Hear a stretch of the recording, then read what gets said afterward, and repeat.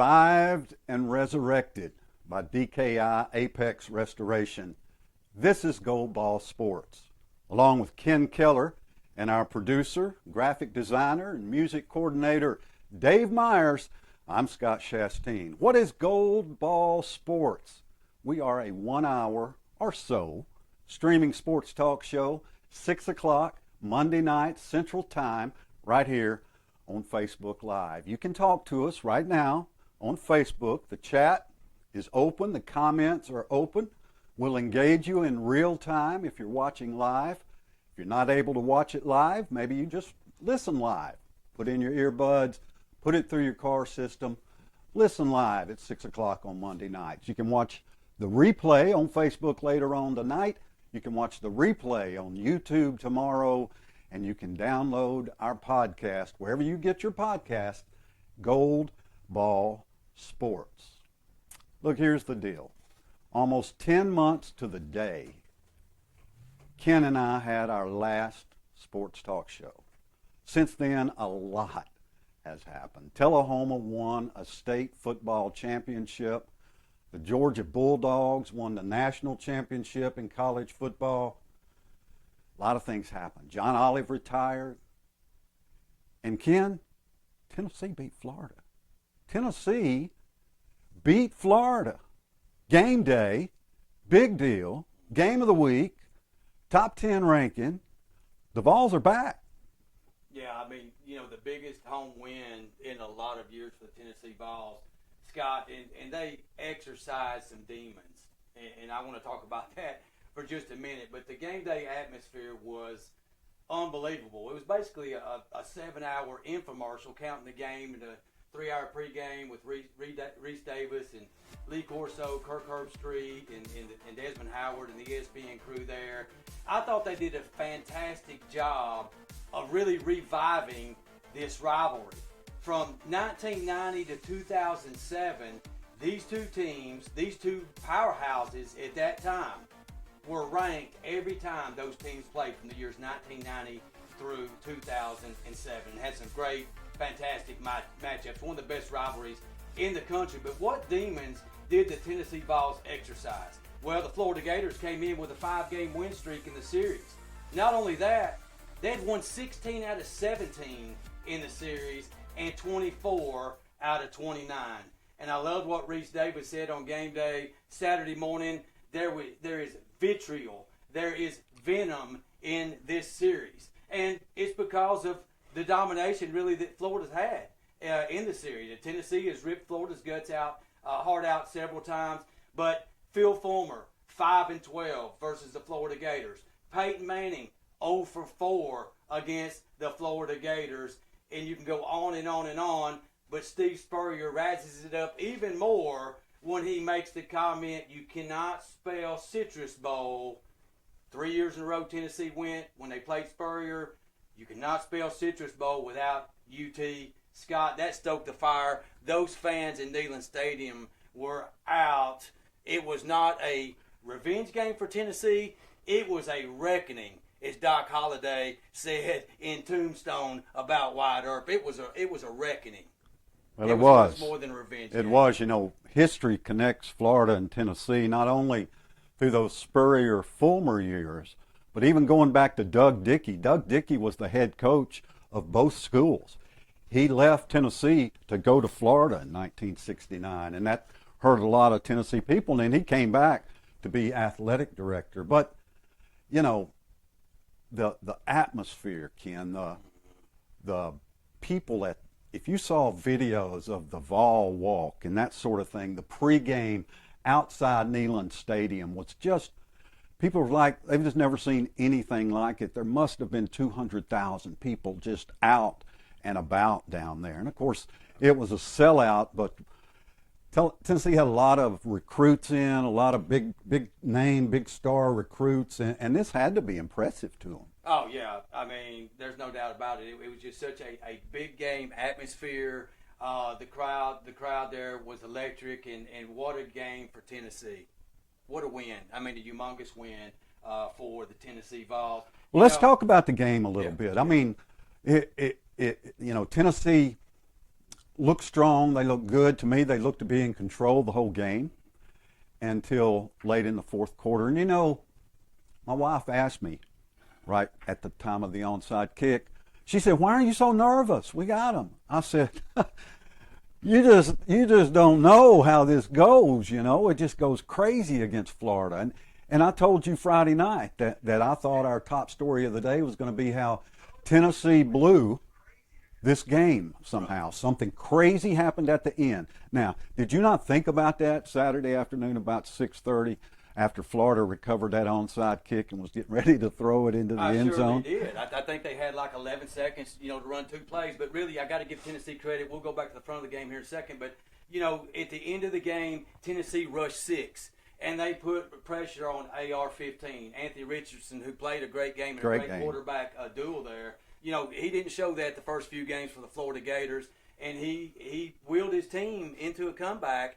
And, the pass never made it to the end zone, the final pass. I was in Neyland Stadium in 1997 in the Pandemonium Rain games when Tennessee won 20-17 in overtime. So I'm sure, they tore the goalpost down that night, that I was there at that game. And I'm sure they didn't tear the goalpost down. They're waiting for another game here in a few weeks to possibly make that happen. Another game in a few weeks that Tennessee fans could possibly tear the goalpost down? Possibly. If you beat the Alabama Crimson Tide, you get to tear the goalpost down. Yeah. So that's what you're talking about. Yeah, that's what I'm talking about. The last time Tennessee was ranked this high, inside the top 8 was in 2006. Guess what? That was the last time Tennessee beat Alabama. Nick Saban 15-0. So 16 years since Tennessee's won.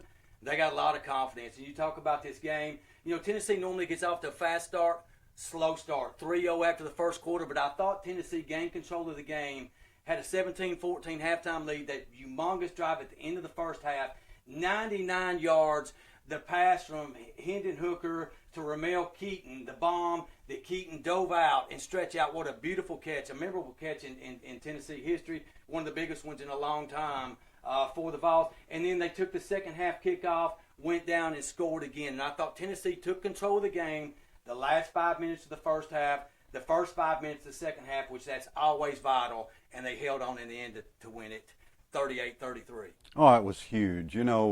If you've got a really good running game, and we saw this all weekend, if you can get the running game going, your quarterback can just play good and you can win.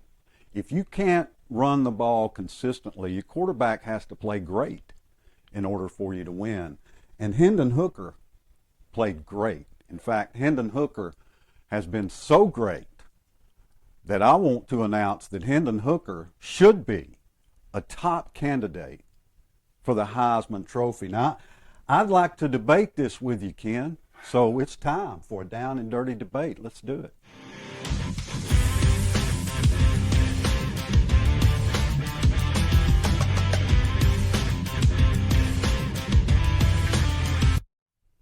All right, down and dirty debate. Hendon Hooker, top prospect for the Heisman Trophy. He's got 1,200 yards passing, 8 touchdowns, no interceptions, 72% completion rate. He's averaging 10.5 yards per completion, which is almost a yard more than anybody else in the SEC. Plus, he's averaging 5 yards a run with 3 rushing touchdowns. So his team's 4-0. They're ranked 8th in the country. Why would Hendon Hooker, the quarterback of the most potent offense in the land right now, top offense in the country, the Tennessee Volunteers? Not so fast, my friend. Hendon Hooker is a dark horse candidate right now for the Heisman, but he's far away from the top of the pack, and I'm going to give you the reasons why. It's not his age. He's 24 years old. He's experienced, transferred from Virginia Tech. The oldest Heisman Trophy winner in collegiate football history. They said it on the game. Do you know who it is? Chris Weinke. Chris Weinke at 25. But not to take away from Hendon how he played in that game. Since he's become the starter for the Tennessee Vols, he has thrown 45 touchdown passes and only 2 interceptions. You stated a pretty good case, but I'm going to tell you why right now I don't consider him in the Heisman race. because there's two teams right now in the SEC ahead of the Tennessee Vols. And that's the Alabama Crimson Tide, who has two Heisman hopefuls that are much higher ranked right now than Hooker is right now, as do the Georgia Bulldogs.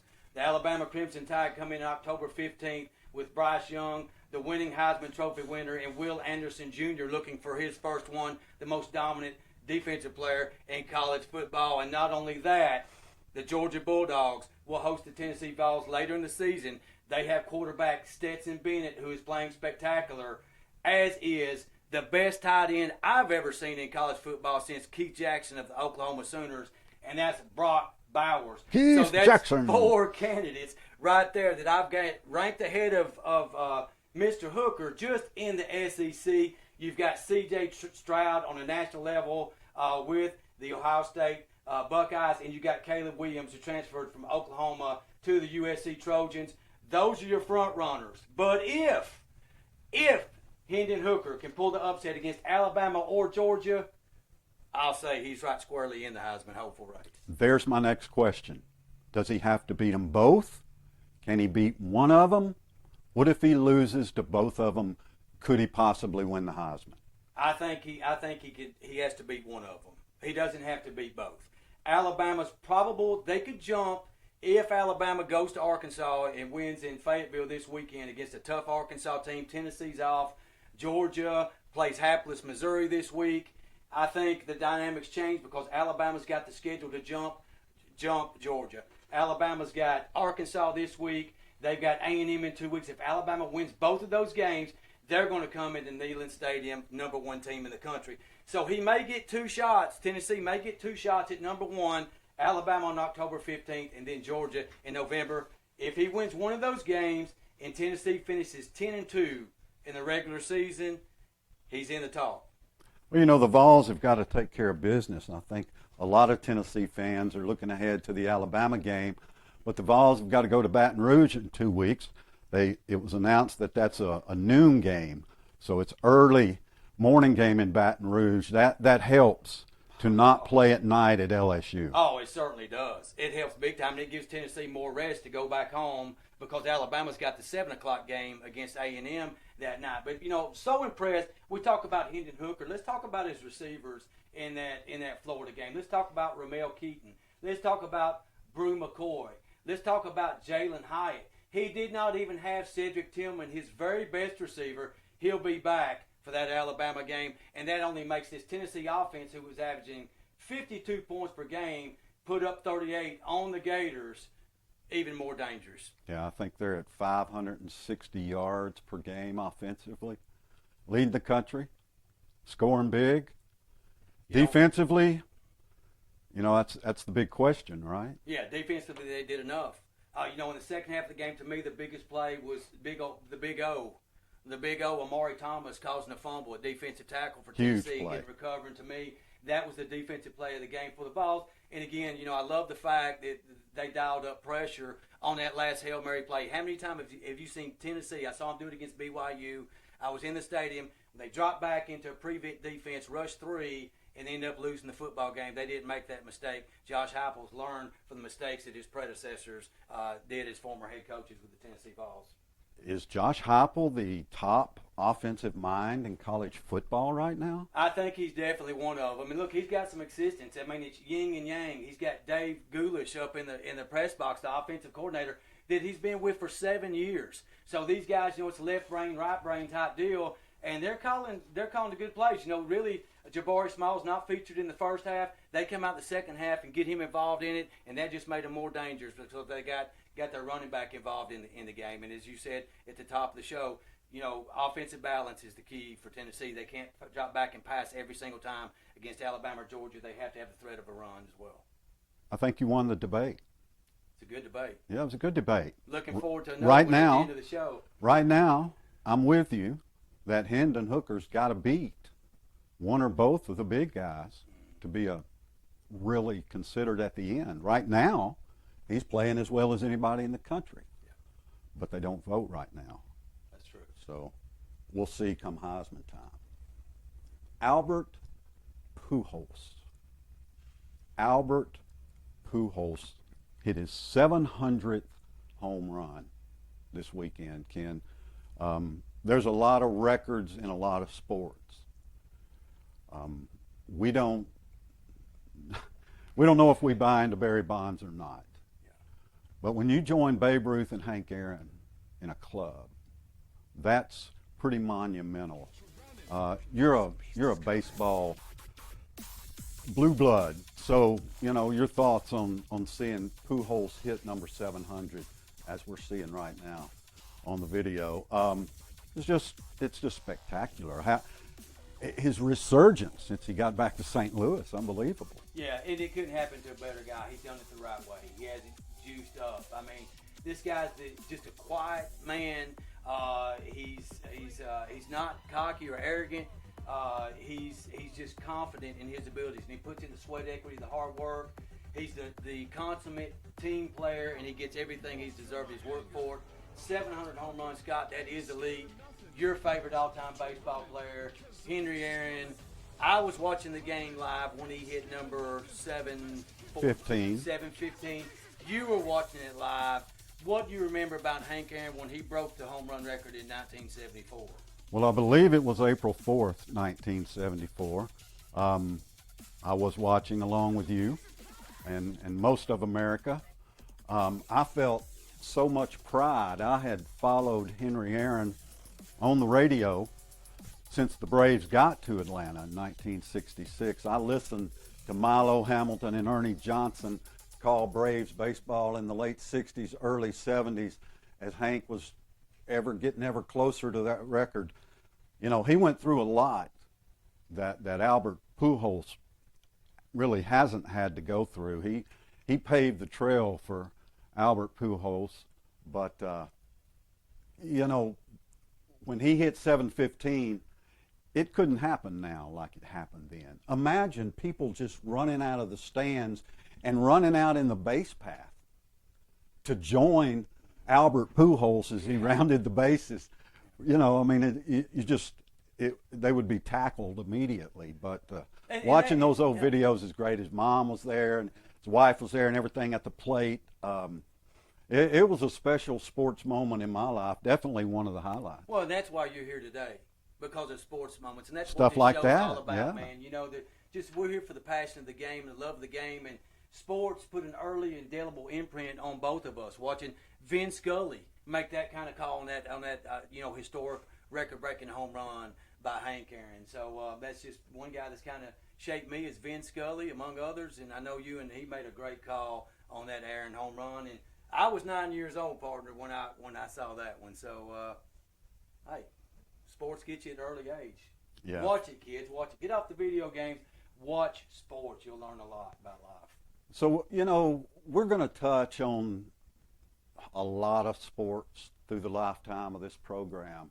And we're never going to try to never let historical achievements go unnoticed and unrecognized. Baseball, not a consistent, weekly, perhaps prime subject, but Aaron Judge is getting ready to tie Roger Maris for 61 home runs, American League record, and so we'll probably talk about that too. But right now I want to change course, because that's what we can do. Just change course. We have a segment. It's called They Did What?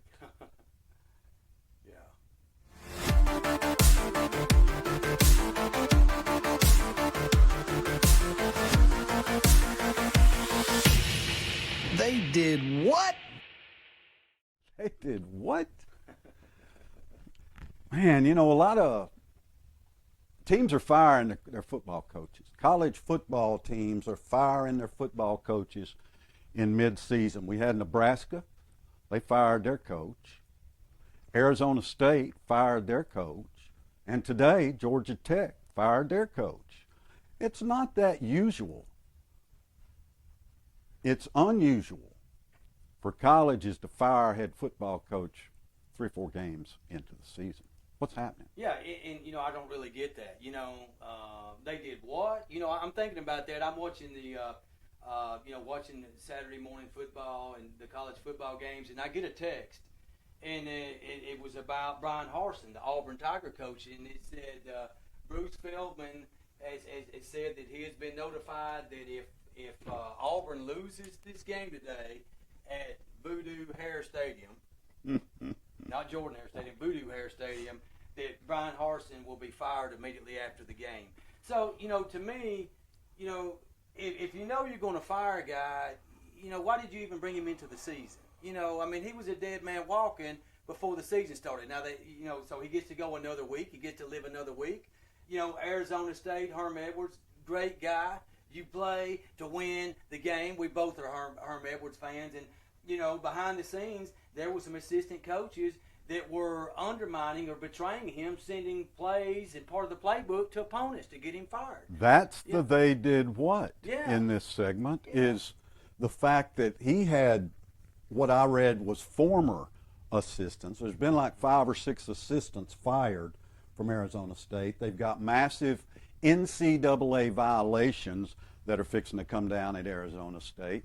But former coaches, former assistants, sending information to the opposition for the coming week. They did what? Oh, man. That's just betrayal. It's the ultimate betrayal. That's cold. Judas sold Jesus out for 30 pieces of silver. But, you don't think that your own assistant college football coaches are doing that, man, to come back and get revenge on you and get you fired, man. That speaks poorly, in my opinion, for Arizona State University or any university that would tolerate such. So did Auburn fire their head coach? Not yet, but they've got LSU coming up. So stay tuned in the Battle of the Bryans. Brian Kelly against Brian Harsin. We'll preview that game at the end in our pick segment. All right, let's talk a little bit about SEC football from last weekend because it's a Monday night show. So a lot of what we do is review what happened last weekend. And then we preview what's going to happen this coming weekend and try to make some picks at the end. We've still got a debate coming up, so stick around for that. I just want to talk a little over the weekend. We talked about Tennessee beating Florida, the ramifications of that. The Vols are in position to challenge Georgia for number 1 in the East. Alabama, on the other hand, had no problem. 55-3 win over Vanderbilt. Talk a little bit about this Alabama team this year. Strengths, weaknesses. We know they got the Heisman Trophy winner. Yeah, and that. And we know they don't have any weaknesses, so don't try to convince us that they do. Well, let's look at that. I'll just give you a thumbnail sketch. This team came in. Coach Saban thought that this year's 2022 edition, led by Will Anderson, Dallas Turner, Henry To'oTo'o, Jordan Battle and Company, would have their best defense that Alabama hasn't had since about 2015. So defense is supposed to be strong, and of course you got Heisman Trophy winning quarterback Bryce Young coming back. They transferred in a running back named Jahmyr Gibbs. Now Alabama has not been explosive in the long ball game, in the bomb, and they're looking for more splash plays offensively. They don't have Williams and Mechie back. They don't have the Jerry Jeudy or Devontae Smith or some Calvin Ridley, Julio Jones that they've had in the past as a receiver that can take the lid off the defense. But make no mistake about it, Bryce Young, to me, I met his dad, Greg Young, at a couple Alabama games last year, and I told him, and I told my son when he was being recruited, and I watched film on him, I said, this guy is like a point guard in basketball. This guy is Steph Curry with a basketball, and lo and behold, my son and I was watching Alabama play a couple weeks ago, and we heard a commentator make that exact same analogy that this guy is Steph Curry. I don't know where it came from, but I hope said they it credited years ago. you. Yeah, but he sees the field. He's a magician. Near miss against Austin, against the Texas Longhorns and former offensive coordinator Stevie Sarkisian may save the season for Alabama. And Bryce Young's Heisman hopes for a repeat is he ducked the Texas defender, ran down the sidelines, put Alabama in field goal range, and they beat the Longhorns 20-19. I think that game helps them in their future road games to Arkansas this weekend, to Tennessee on the 15th, and to Baton Rouge the first week of November. So those tests help you if you can pull out a win later on. Special teams is solid. They got Kool-Aid McKinstry in the return game, and they've got their best field goal kicker they've had in years. So Alabama's solid. I don't know if they're going to get through this 3-game stretch unscathed, though. They've got Arkansas, A&M, and Tennessee back to back to back with no breaks. That's going to be tough. Oh, so Tennessee's now going to be a tough game for Alabama? It's tough. It's going to be a tough game. Yes, it is. Texas A&M beat Arkansas 23-21. I know you saw a lot of that game. A&M is just so typical, right? It's just such a typical Texas A&M season. They all seem to be the same. They're highly hyped early because they've got these great recruiting classes, and then they stumble early and they kind of fall out of the conversation, and then they just hover down here at 12th or whatever. Yeah, they lose to Appalachian State. I think the Michigan Wolverines know about that too. I think they got Michigan a few years ago too. Dale Jones, defensive coordinator, Appalachian State, former Tennessee Volunteer. Okay, yeah. And so Arkansas had complete control of that game. They had a 14-7 lead. They were poised to go up 21-7. KJ Jefferson, their big quarterback, takes off like Cam Newton and Superman from the 3-yard line, tries to dive over the top. The Texas A&M Aggies put a lick on him. The ball's coughed up. They run down the sidelines. The defender, as he's fixing to be tackled, flips it off to a defensive back, and he scores. That game flipped 14-13. They missed the PAT. They end up winning it 23-21. It's an Arkansas field goal hits the uprights at the end of the game.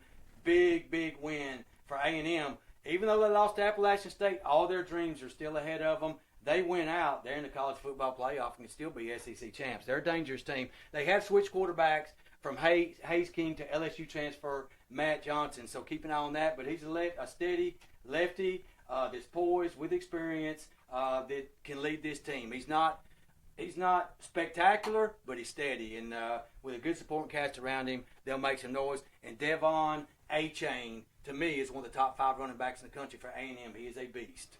Okay. Quickly, 30 seconds, rank the top 6-7 teams in the SEC. Top 7 teams in the SEC, number 1. I'm going to put the Georgia Bulldogs at number 1. Just because Alabama showed some vulnerability in the Texas game, but Georgia's played not near the opponent that Alabama has in Texas in that road environment. Number 2, I've got Alabama at number 2.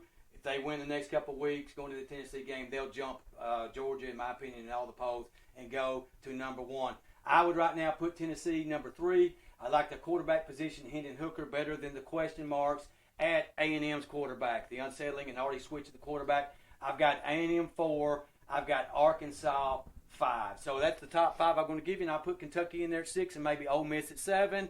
They're both undefeated, and Kentucky and Ole Miss play this weekend in a big game down in Oxford. Yeah, I'm with you on that top 7. I think that sounds solid. Do you know who didn't make the top 7? The team that gets this week's participation trophy. Well, we've got a special award for that team. So, we here at Gold Ball.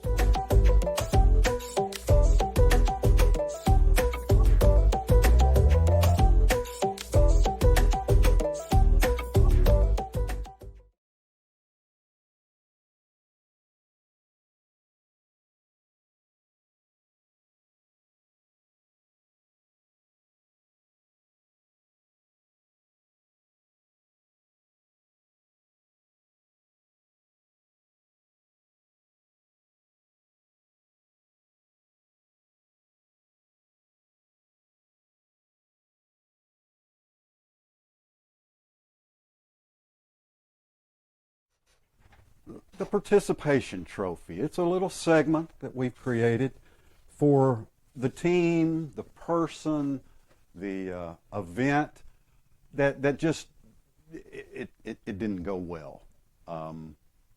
There's a play that went terribly wrong. There's any kind of team, game, concert, whoever didn't give their best. Okay, the participation trophy. What is it? Gold Ball Sports, where participation trophies simply don't cut it. They don't cut it on our show, Scott. But we've got one. But we've got one. And so we're going to to give. We're going to give it out tonight. We're going to give it out. Eli Drinkwitz, Harrison Mevis, kicker from Missouri, come get your participation trophy. I want to talk about the meltdown that happened in Voodoo Hare Stadium, in Jordan Hare Stadium on Saturday. Missouri blew the game. They had it. Harrison Mevis, at the end of regulation, comes in to attempt a 26-yard field goal. Set up right in the middle. Missouri runs the play right in the middle of the field. The graphic shows up, the dreaded graphic, Scott. 10 for 10 from 20 to 29 yards. That was the dreaded jinx every single time. But before that field goal attempt, I didn't like what Missouri did. They had first down, 7-yard line, a couple minutes to go, and they start falling down, setting up a field goal. Why don't more teams go for the touchdown and go for the jugular in that situation? Too many things in my mind can happen on a botched snap, a field goal block, a return kick touchdown on a block, or just a missed or shanked field goal. Mevis kicked the field goal. He immediately throws his hands up in the air like it's good, and the ball didn't even come close to going through the uprights. But that was a couple blunders that Missouri had. There's more. In the first overtime, a 34-yard field goal attempt by the Auburn Tigers missed. Guess what? Missouri's defensive end offsides, or 39-yard and no good, moves up to the 34-yard line. They make their extra point. Before that, Missouri had tipped a pass that went right to their defender's hands for an apparent interception. They dropped the ball, so they had their chances. But the very last one, the running back for Missouri, catches the ball. All they need is a touchdown to win. He catches the ball wide open to the left sideline, sticks his hand out over the pylon, and loses the ball before he crosses the goal line. The play is reviewed. Brian Harsin is not fired. The Auburn Plainsmen go absolutely bonkers. Eli Drinkwitz and your Missouri Tigers, you get the participation trophy on this first ever episode of Gold Ball Sports. Congratulations. You blew it, Missouri Tigers. Nice. Our first participation trophy goes to a worthy recipient, the Missouri Tigers. Yes, indeed. You know, each weekend there are people who shine. There are things that happen that just shine above and beyond kind of the norm. And we're gonna pick out 3 of those every weekend, and we're gonna put them on the podium. You know.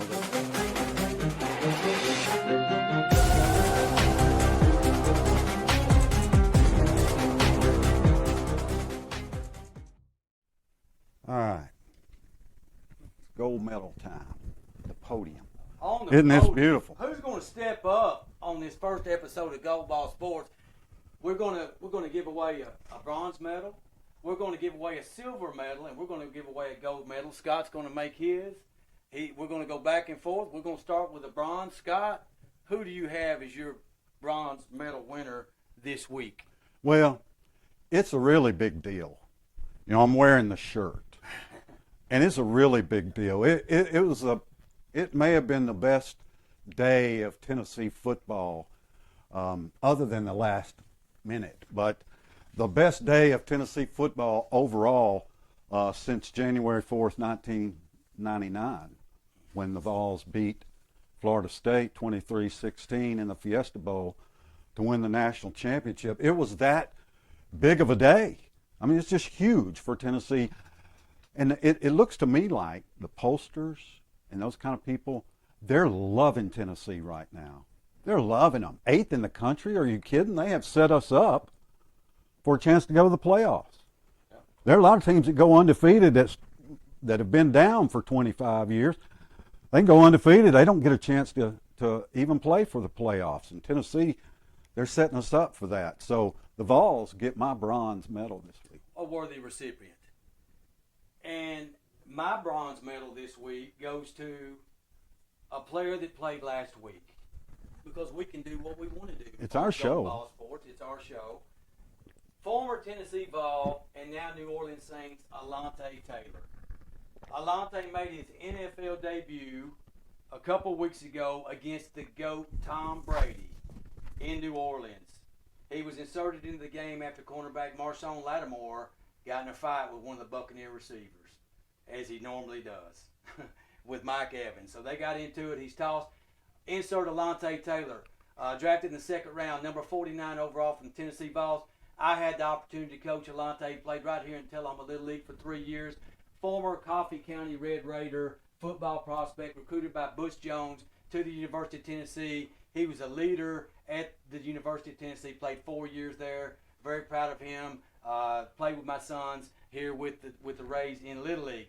But Alontae is inserted in the game. Tom Brady says, I'm going to pick on the rookie. The GOAT drops back to pass, throws the ball to one of his intended targets. The receiver high points the ball.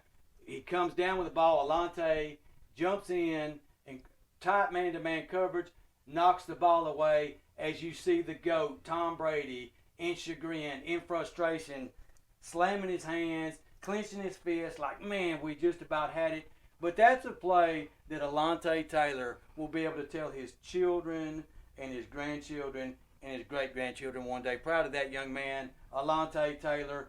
Step up to the podium. You are my bronze medal winner this week. Well done. Well done. How did Alontae do yesterday? Do you know? Alontae got hurt in practice Thursday. He hurt his knee. So Alontae right now is out for the next 4 games for the New Orleans Saints. I don't have any further updates than that. He's been, they're checking his knee out, and we'll see. I'll update on the next show. All right, our bronze medal winners tonight. Now it's time to go silver. I started with the bronze.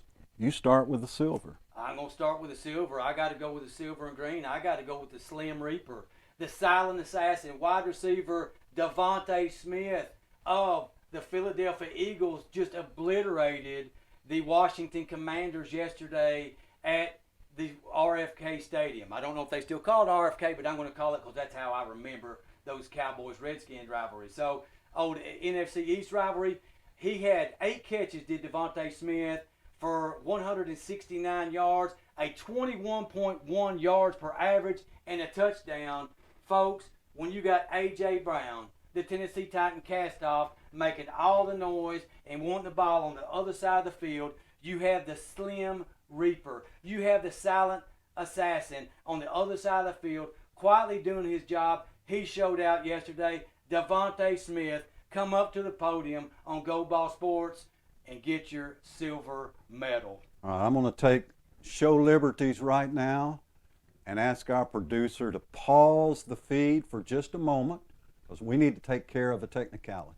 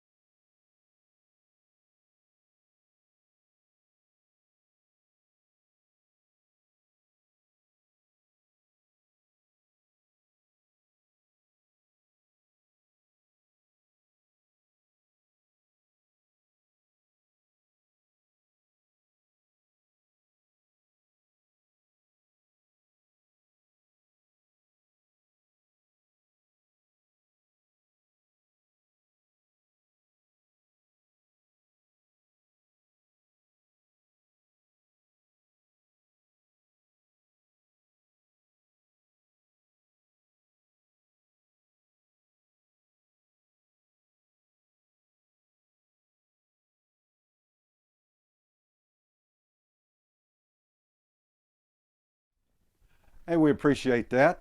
Just a little bit of pause for technical assistance. Now we're back, and we're on the podium. It's a segment we do where we pick out our top 3 performers of the weekend. It's my time to pick a silver medalist. I'm going to have to go with the MTSU Blue Raiders. MTSU, for the first time in history, beats a top 25 opponent. To some of you, that may not seem like a big deal, but MTSU's been around for a long time playing football.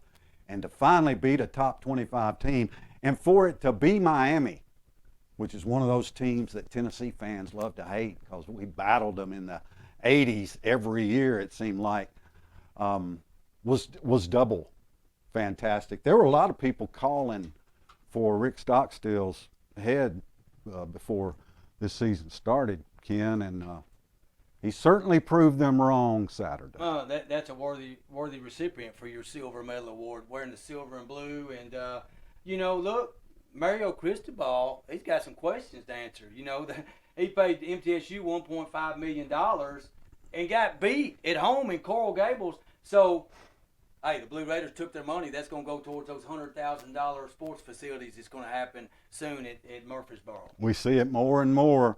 Appalachian State, teams like that, North Dakota State, they can come up and beat the big boys. You won't see Miami in the top 25 anytime soon. So that takes care of my silver medal.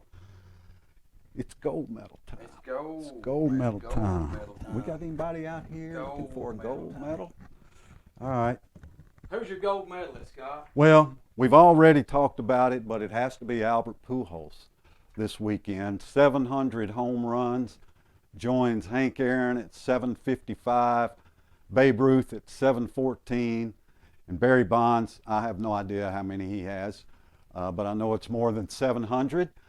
Tell me something as I put Albert at the top of my podium this week. How do we know that there's no juice involved in Albert's longevity and sudden resurrection here? Well, they've got to go through all the testing. Major League Baseball has stringent, testing. I don't know if it can be matched, but I don't think he would compromise in his integrity to that point. He came into the league in 2001. He's done it right. Such impeccable character, a humble man that just works hard. I think he's just big bone. He's got the genetics. His thighs are humongous, and he's a freak of nature. And he'll be remembered as one of the best. Just a quiet guy that gets it done and can hit the ball a ton. And man, he did good. Taking on Juan Soto and the young guys in the home run contest this year. Man, that was fun to watch in the home run derby. He gave those guys all they wanted. All right. I like your pick. That's a good one, partner. So I'm going my gold medal winner, Hendon Hooker. Come on up here. Get your gold medal. You're going to get my gold medal. I know I said you're not quite ready Heisman worthy yet, but you made a step in that direction. 45 touchdowns, 2 interceptions as a starter at Tennessee. You threw for 351 yards and shredded that Florida Gators secondary. But not only did you do that, you showed that you're a true dual threat quarterback, 112 yards rushing. You went out of the game in the first half late with an injury, but man, that 99-yard drive right before halftime to me was the drive of the game. That long pass that you made to Ramil Keaton after the injury, I said to my buddies I was texting, oh yeah, his right shoulder just fine, Scott. So Tennessee quarterback Hendon Hooker in episode 1 of Gold Ball Sports wins my gold medal. Hendon Hooker and Albert Pujols. Yeah. Had pretty good weekends. Pretty good weekend. All right, so we've got a couple of segments left in this Gold Ball Sports episode 1. And we've already had one debate, but we're going to have another debate. It's going to be down and dirty.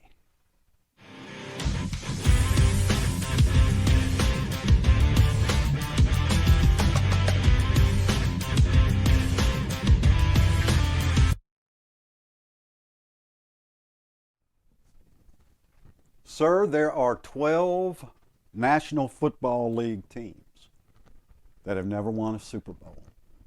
12. That's a lot out of 30. Yeah. That's a lot Yeah. for a league that claims to have parity. right? That's a lot. But I believe that the one team that has the best chance to get there and win it first is the Buffalo Bills. And I want to State your case to the jury. I want to give you the field. Bring it. Buffalo Bills. Let me just give you a few names here. Josh Allen, Stephon Diggs, Dawson Knox, Von Miller, Ed Oliver. These guys have got it all. They have got an offensive machine. Josh Allen is your MVP candidate for the season. He's got great receivers around him. They got a solid running game. But Buffalo has built a structure, man, where I don't see any other team in the league other than maybe Kansas City that has got the tools in place to be as good as the Buffalo Bills are. I look down this list of all the other teams that have not won a Super Bowl, and I challenge you to go down the list and give me a reason why each one of these teams has a better chance to win a Super Bowl quicker than the Buffalo Bills. Buffalo, until yesterday, was the #1 power ranked team in the NFL. What do?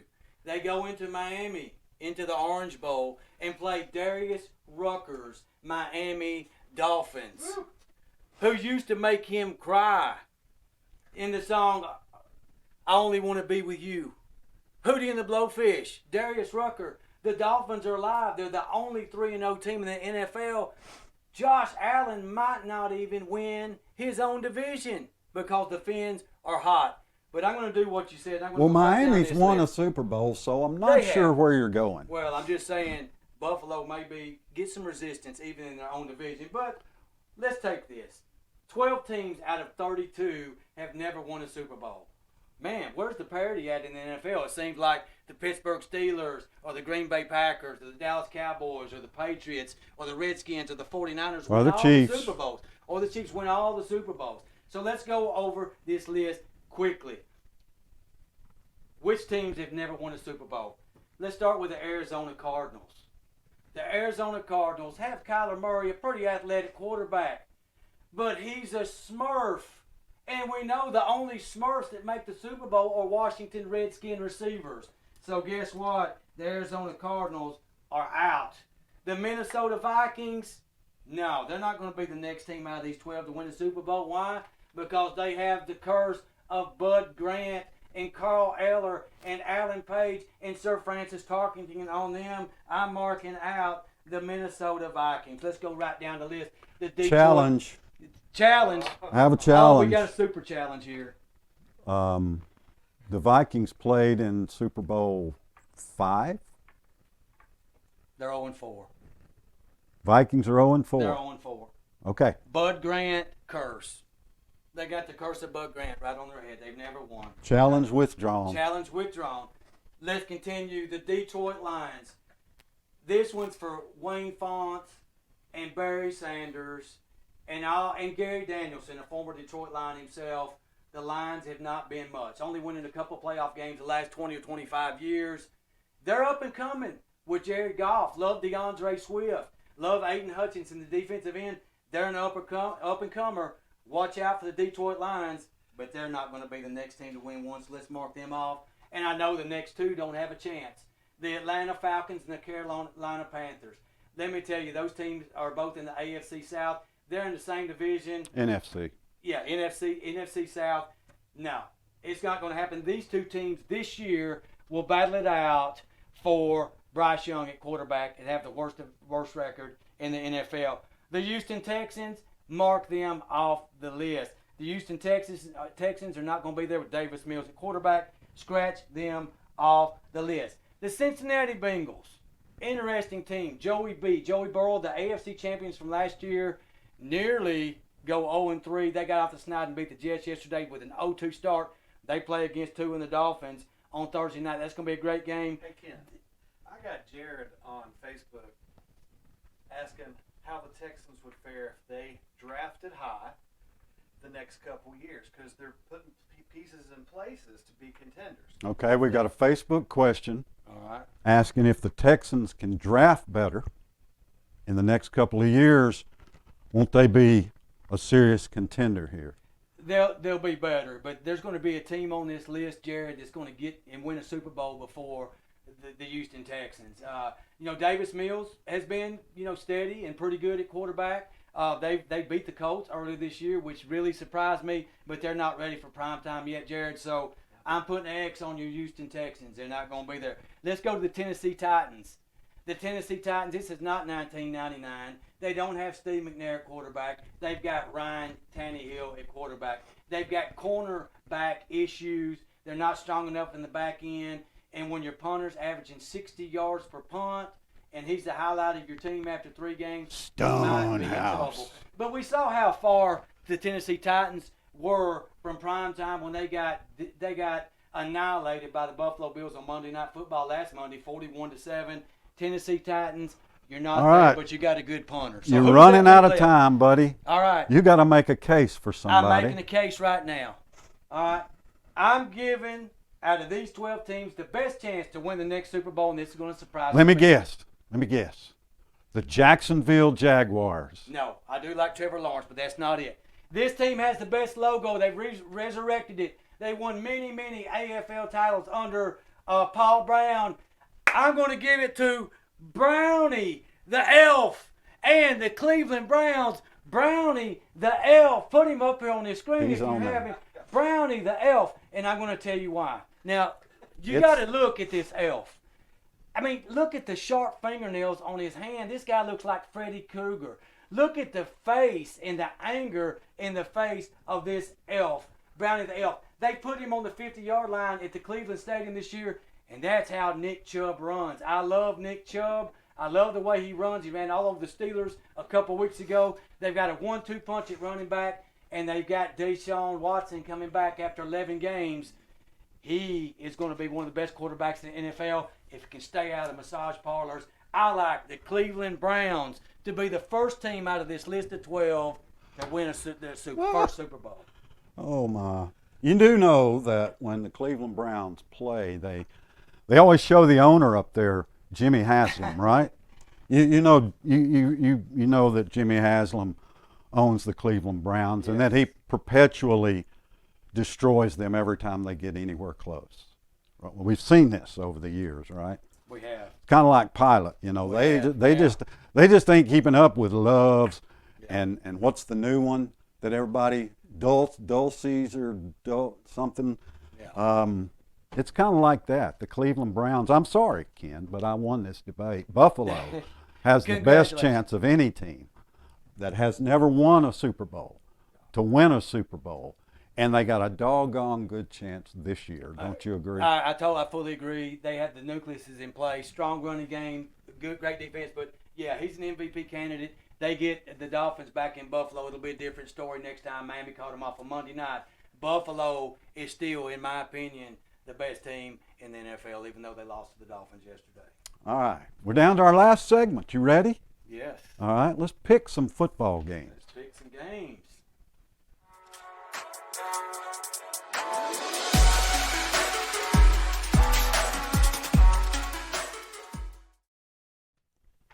You ready? Yeah. Let's roll it. Call it Picks of the Week. Now, what we really encourage also is our live audience to jump in there and disagree if you want, and Dave will just let us know when you do. So let's start with your team, the Alabama Crimson Tide. They go on the road to Fayetteville to take on Arkansas Razorbacks. That's CBS 230. That tells us it's a big game. You get Gary Danielson. I know you're excited about Appreciate that. It. I always pick Alabama, so we won't kill a bunch of time every week me explaining why. I just pick Alabama every game. That usually works out pretty well for me. I got a really good winning streak going for the most part. You're playing the percentages. I am playing the percentages. I don't know what the line is. We don't engage in that sort of activity here. We're just picking winners. Yeah. Well, for the record, Alabama's 15.5, 15 in the hook. But Arkansas is in wounded animal mode. What do I mean by that? A team that just lost on the road, coming back home for a shot at the number 2 team in the country. Arkansas is dangerous. I love what Sam Pittman is doing with the Arkansas Razorbacks, how he's quickly turned that program around. Big, strong offensive line. KJ Jefferson at quarterback. They're athletic and they're hungry. They got Drew Sanders at linebacker, transfer from Alabama, and they got the best name also in college football at linebacker, playing on defense, Bumper Pool. Scott, I used to love to play Bumper Pool better than 8-ball pool. Bumper Pool can cause Alabama some problems. This is going to be a tight football game. Okay, Alabama's going to have their hands full. So what Arkansas is going to do, they're just going to drop back, maybe rush 3 or 4, and not let Alabama beat them over the top. Conversely, the matchup of the game, in my opinion, is Jahmyr Gibbs, the Georgia Tech running back, against Bumper Pool. Watch out. I do think Arkansas will be able to gash Alabama in the run game because they average 250 plus on the ground. This will be a high-scoring affair. Alabama's going to pull it out, but Arkansas will give them the fight of their lives, just like Texas did. Not 1 point, but it's going to be a war. Mark it down.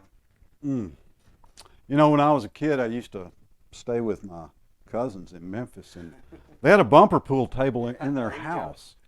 So we just played it constantly. What a fun game. LSU at Auburn. The Tigers and the Tigers. Auburn coach, I guess, trying to save his job again this week. Yeah, the battle of the Bryans. Brian Kelly against Brian Harsin.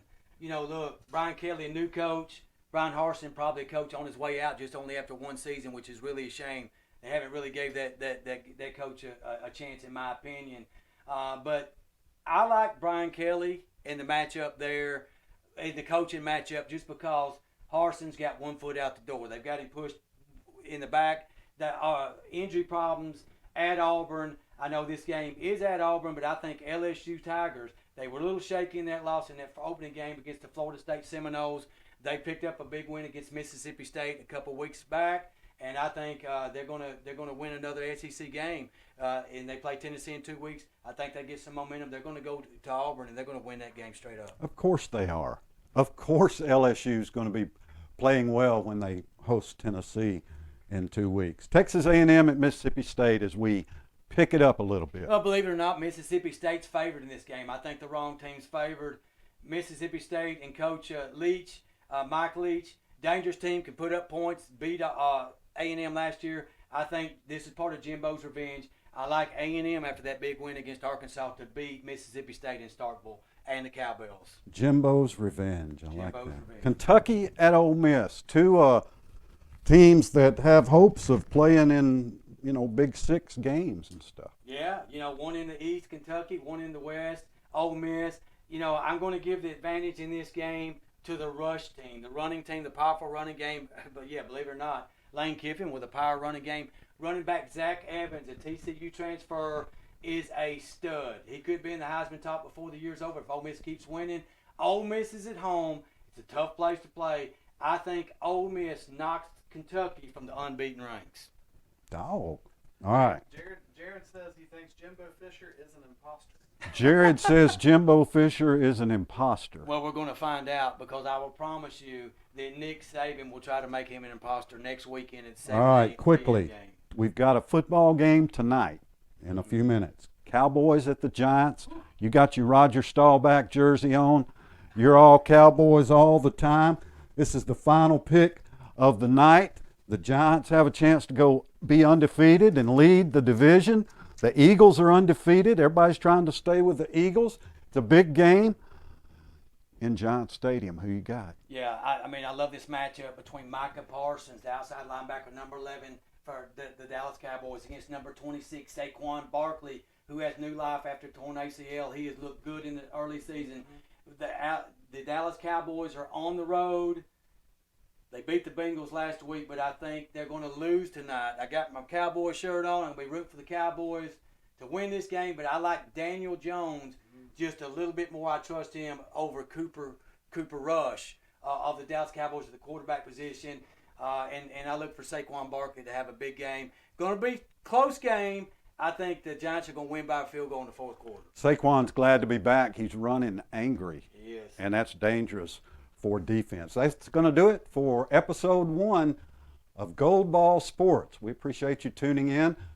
Tell your friends about it. They can catch us next week, 6 o'clock, live on Facebook. You can also watch or listen to the replay on YouTube starting tomorrow, and download the podcast wherever you get your podcast. We'd appreciate you subscribing, like our Facebook page, subscribe to our Facebook page, all that stuff. We can use all the help we can get. We got nowhere to go but up. So we appreciate you tuning in. For Dave Myers and Ken Keller, I'm Scott Shastine. Be good to each other.